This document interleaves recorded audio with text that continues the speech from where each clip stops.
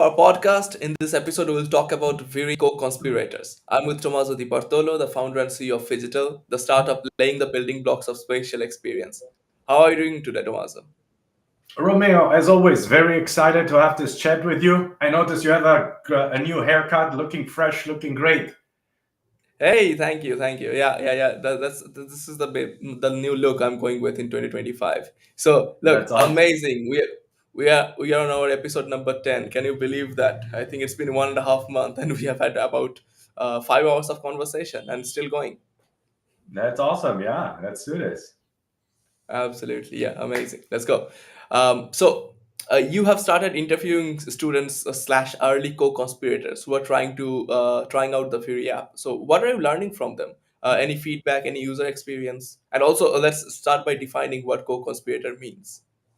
Yeah, that's an excellent question. Your very last one, because co-conspirators is actually not just your potential target audience. That for us, Vyry is the students, but it's actually really the first group of folks that is surrounding you. So co-conspirators are more just than early adopters of the application. So what is co-conspirator? When you're building something new, a new category, right? So also known as a blue ocean strategy, what you do is you're breaking patterns of what humanity is used to do. Meaning, if I'm used to do A, and then you are creating slowly something that is B, and the majority of the folks cannot imagine B, right? The ones who believe in B and they can see B, these are the co-conspirators. Now, who are those co-conspirators? Number one, it's you, Romeo.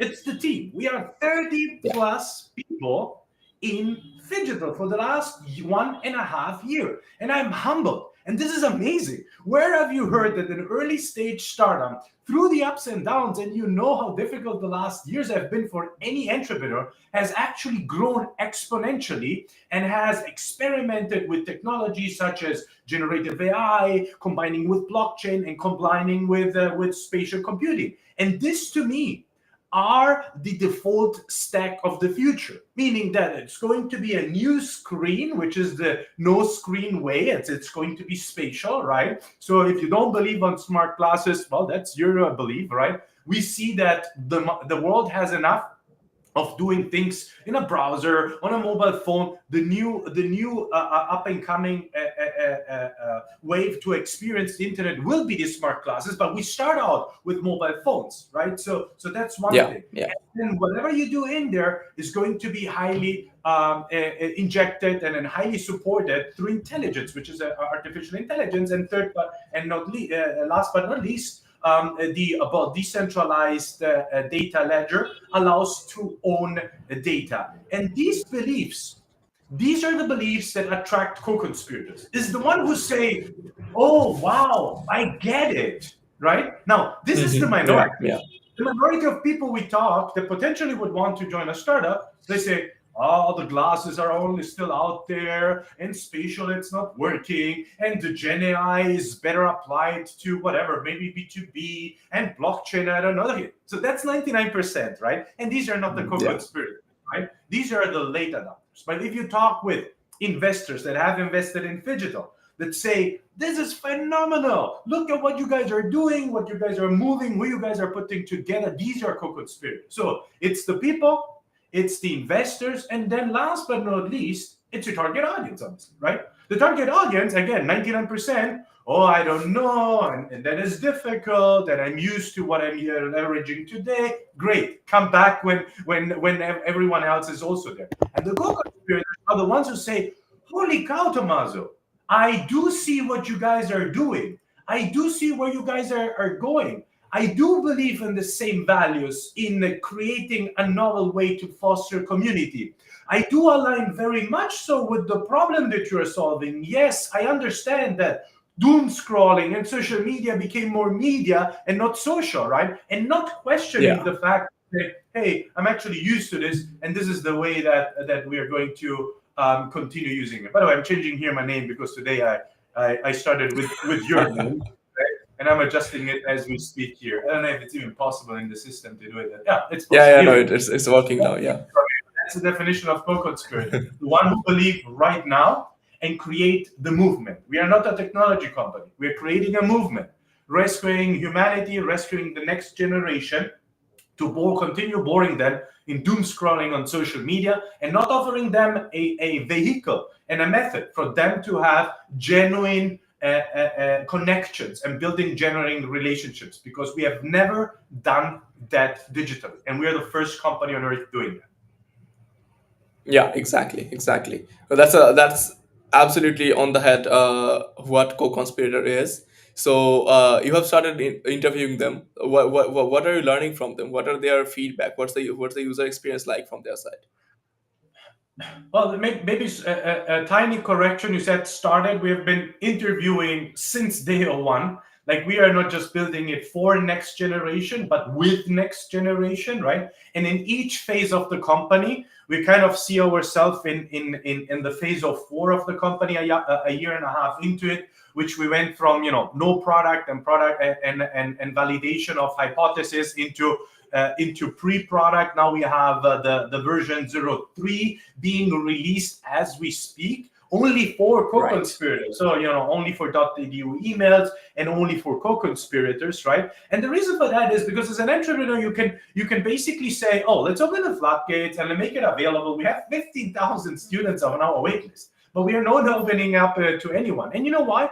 Because honestly, with all due respect, we don't want feedback from anyone, meaning from any person that just has the ability to download an app and provide feedback. What we want is valuable feedback. Feedback that is from those that truly understand today the problem that we are seeing and that we are believing in solving, right? Without having the full-blown application. Meaning, you join today, but you understand the vision and where we are going. So you are basically not judging out of context. What's the context? The context is the vision, right? And where you are going. You're seeing the roadmap. You're seeing the pathway there. And so we are handing it out, right? So feedback has been very constructive, very humble. We do at least 2-3 calls every single week with user interview. We have an internal an internship program where we are building in the United States across a major university, call it Stanford, UC Berkeley, Carnegie Mellon,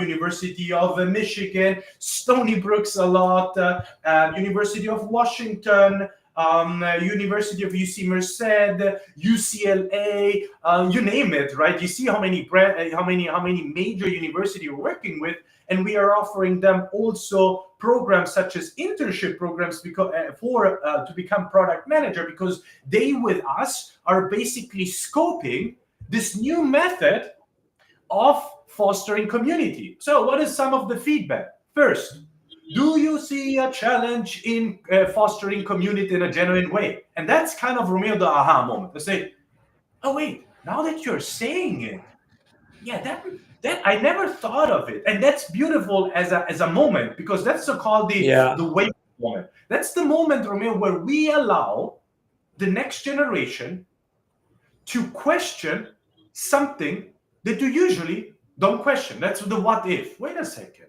Yeah, I'm actually here, have a bunch of followers, and I have here a bunch of video that I watch, but am I actually really social?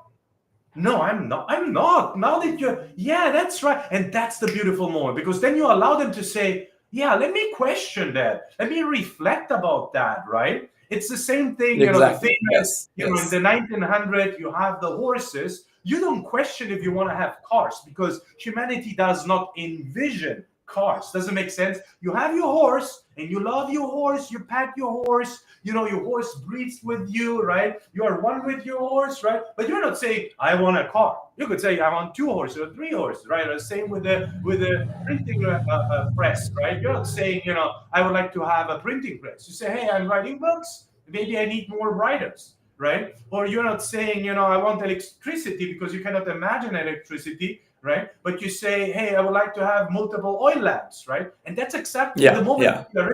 And you need to believe in it. As an entrepreneur, it needs a different animal in you to know that this is something new that you're doing, right? And especially if you are a young entrepreneur, right, that you are doing it the first time, you don't have the courage to basically undertake this different approach in creating a pattern-breaking technology, right? A blue ocean strategy, right? So going back to your original question is, there is a phenomenal, huge problem that is on a daily basis for billions of next gen on Earth, which is we would like to have a more genuine way to build relationship, to engage, to do something with others. And by doing something with others, we build those relationships. And this has never offered since the internet exists. And we are exactly doing that. The second thing that we hear a lot is, wow, you are truly offering us as Vyry a new way to explore the world. So the importance of being and going, being active, going out there in this physical digital world that does not exist is simply unique. So Romeo, you know what? We have had enough of applications, of online platforms. Nobody is seeking anymore more of the same. Doesn't make sense?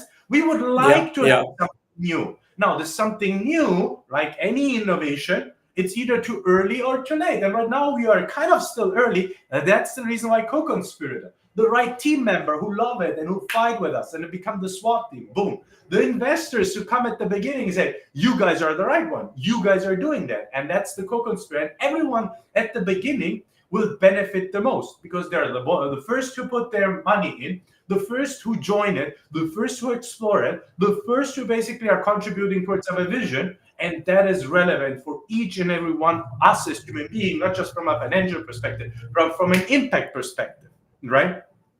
amazing. Yeah, yeah, that makes so much sense. So as you said, you already have 15,000 or more students in the waiting list from all these universities in the United States, and the Vyry version 3 is coming out in the next couple of weeks, right? We So are releasing what it as we speak, Romeo. Oh, amazing. That's amazing. Really looking forward to use it. So how many students will you be allowing each month or each version in the co-conspirator list? Like what's the flow you are looking at? And basically what's the goal for by the end of the year? How many users do you want there in the closed beta or the open beta? So our fundamental strategy is to understand and qualify co-conspirators, right? And that's again, Yeah. it's easy to say open, boop, make it available to everyone, right? And everyone downloads, and then the person, everyone looks at it and say, oh, wait a second, what is it, right? So it's not for everyone, but for those who are visionary enough when it comes to a student, right? And understand the future back perspective. They see into the future and do it now. Now, how are you doing it? We're building a community, like, by the way, everyone else, let's say in tech nowadays, consumer tech, right? Which is on Discord. And that's our main Yeah. approach. We say, hey, we are a family, we're a movement. Okay. And we leverage technology to serve you, being part of the movement. If you're not part of the Discord, right? By the way, without tokens, without we pay you to come into the community, or we give you currency for a future release that we promise. No, no, no, no. It's the value proposition.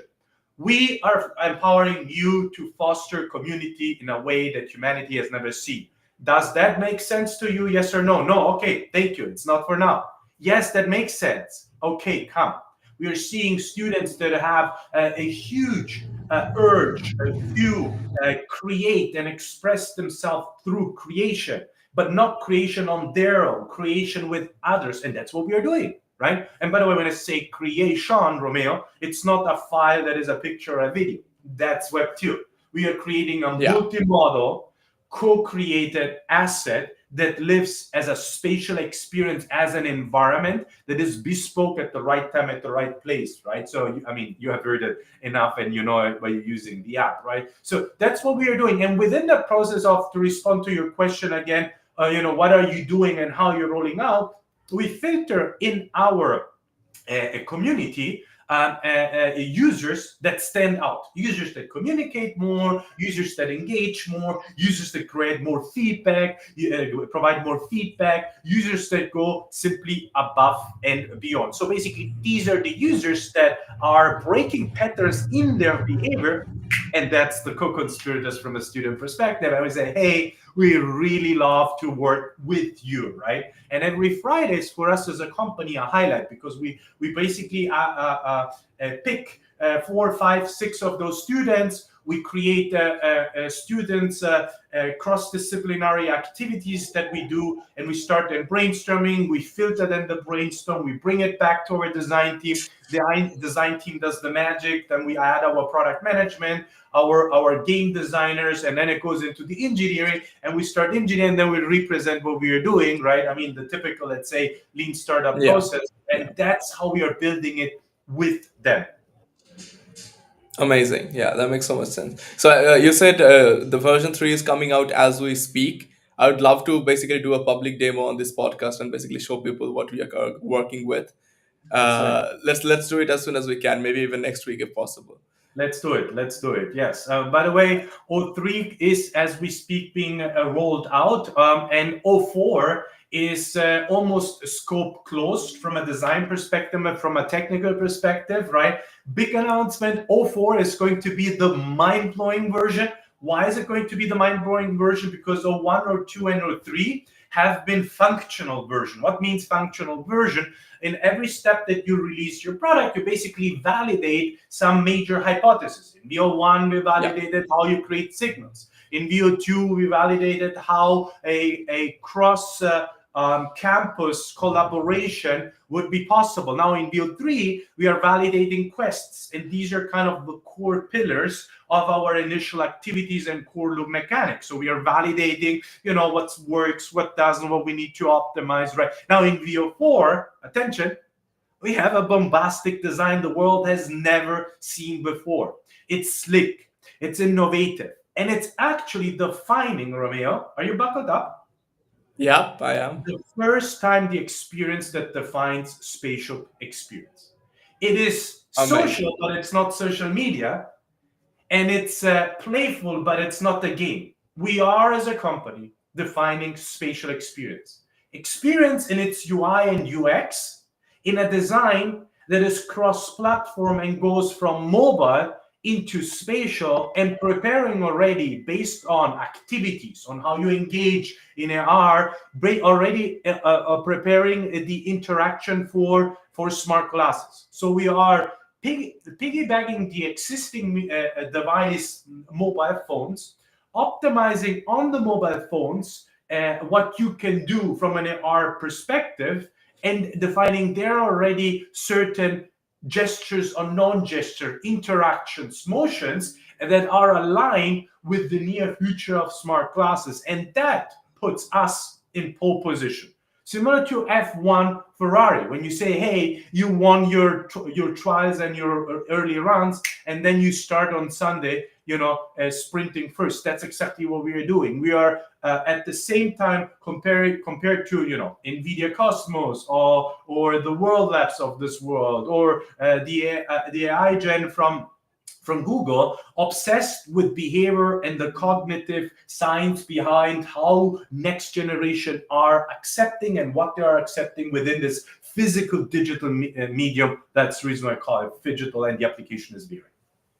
That is fascinating. So, people, if you want to be able be able to get a chance to use these apps, you have to join the very closed beta. You have a QR code on the top left corner. Scan it, join the Discord, and if you are from one of these universities that are in the Fidgetals list, you'll be able to get a chance to use the very version 2, version 3, and as soon as version 4 comes out. So, as always, Tommaso, it's a fascinating pleasure. Thank you for your time. We'll see you again next week. Bye bye. Allow me to leave here the audience with one thought.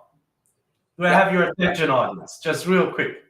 Now that we hang up here, this another round of podcast. Allow yourself, like truly, give Mhm. yourself the freedom mentally, okay, to navigate and ask the question yourself.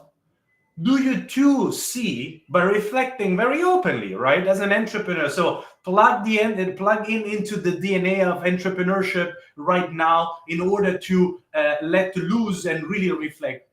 Do you think that the way that we have been treated the last 25 years since the existence of social media, right?